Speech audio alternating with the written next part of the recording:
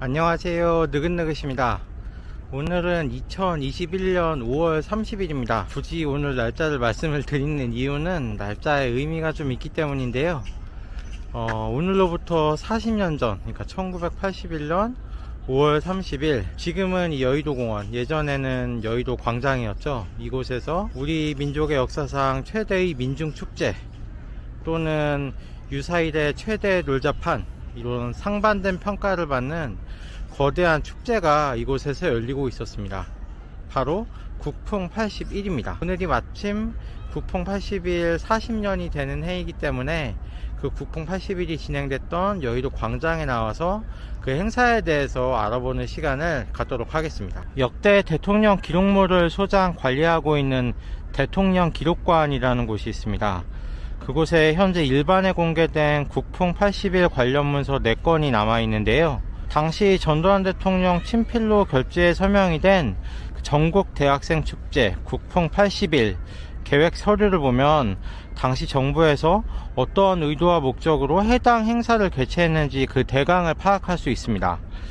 당시 정부는 규제 위주의 학원 정책이 지닌 한계를 극복하고 학생들이 직접 참여할 수 있는 마당을 마련해서 당시 반체제적인 대학사회의 전통문화 붐을 오히려 체제에 편입시키고 동원하려는 목적하에 국풍 81이라는 행사를 계획하게 됩니다. 그리고 507범 직후인 1981년, 그러니까 친정부적인 분위기가 전사회적으로 감돌 때가 아니면 이와 같은 큰 행사를 개최하기 어렵다는 현실적인 판단도 동시에 내리고 있었습니다. 세관에서 국풍 81의 개최를 주도한 건 허화평, 허삼수 등과 함께 3허로 불리면서 5공화국 내내 전두환 정권의 공보, 언론 정책을 주도했던 허문도라고 알려져 있습니다.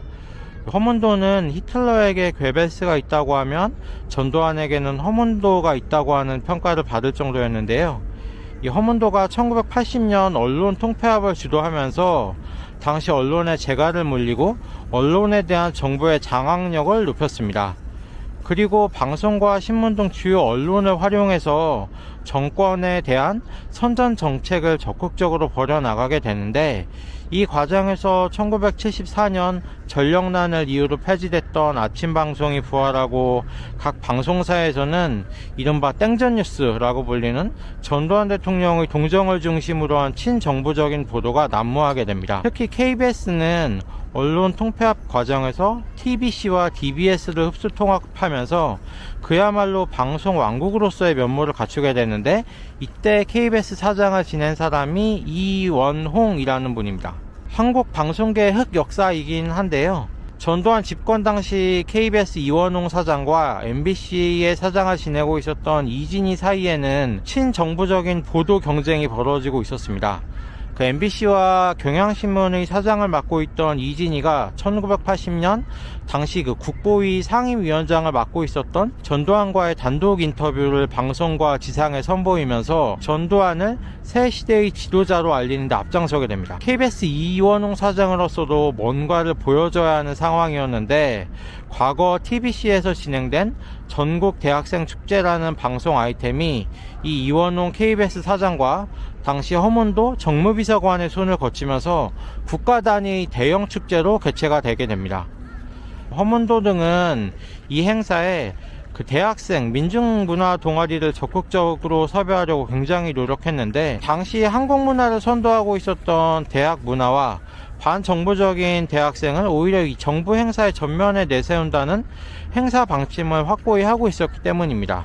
이를 위해서 허문도는 전국 대학생 탈춤반 연합이나 김지아, 임진택 등과 접촉을 해서 이 국풍 81에 참여를 종용했지만 실패로 돌아가고, 이를 대신해서 군인과 공무원 등으로 급조된 서클을 동원했다는 사실이 이후 언론 보도에 의해서 밝혀지기도 했습니다. 이처럼 국풍 81은 국가의 강력한 기획과 의도 하에 진행된 사업으로 1981년 5월 28일부터 6월 1일까지 5일간 진행됩니다.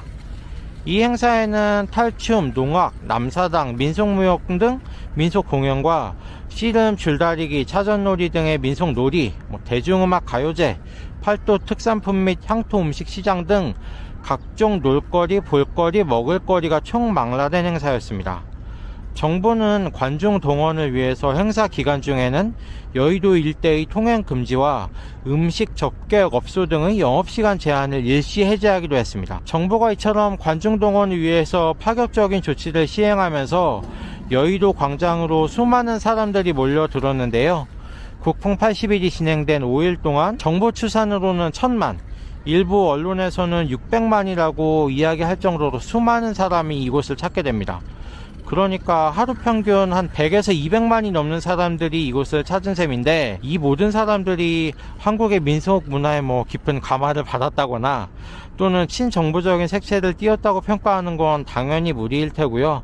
그 당시에 그 답답하고 경색된 사회 분위기 속에서 정부가 어쨌든 국풍 80일의 관중 동원을 위해서 작은 해방구를 이곳 여의도에 마련해 줬기 때문에 그게 분출된 결과가 아닐까 생각을 합니다. 행사 이후에 국풍 80일에 대한 비판이 쏟아지기도 했는데요. 당시에 가뭄이 심해가지고 농촌에서는 가뭄 피해를 굉장히 호소하고 있던 상황에서 서울에서 이렇게 커다란 축제, 놀자판을 벌이는 게 맞는 일이냐에 대한 비판이 더더욱 있었다고 합니다. 그리고 한국의 민속에 대한 얼마만큼의 이해를 가지고 행사를 진행했는지, 단순히 관제 행사를 진행하기 위해서 한국의 민속이라는 걸 부역시킨 게 아닌가, 동원시킨 거 아닌가 하는 비판도 동시에 제기가 됐고요. 어쨌든 간 이 국풍 80일 당시의 관중 동원에 정권 차원에서 굉장히 고무됐던 건 맞는 것 같아요. 그래서 그러한 성과를 바탕으로 전두환 정권이 이후 3S 정책을 피는데 하나의 근거로 작용하지 않았을까 생각을 해봅니다. 그래서 국풍 80일 40주년을 맞아서 여의도 광장을 통해서 간단히 국풍 80일에 대해서 알아봤는데요.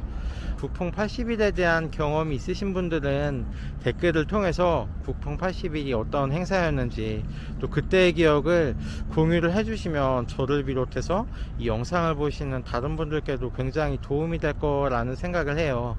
오늘 국풍 80일에 대한 영상은 이것으로 마치겠습니다. 시청해주셔서 감사합니다.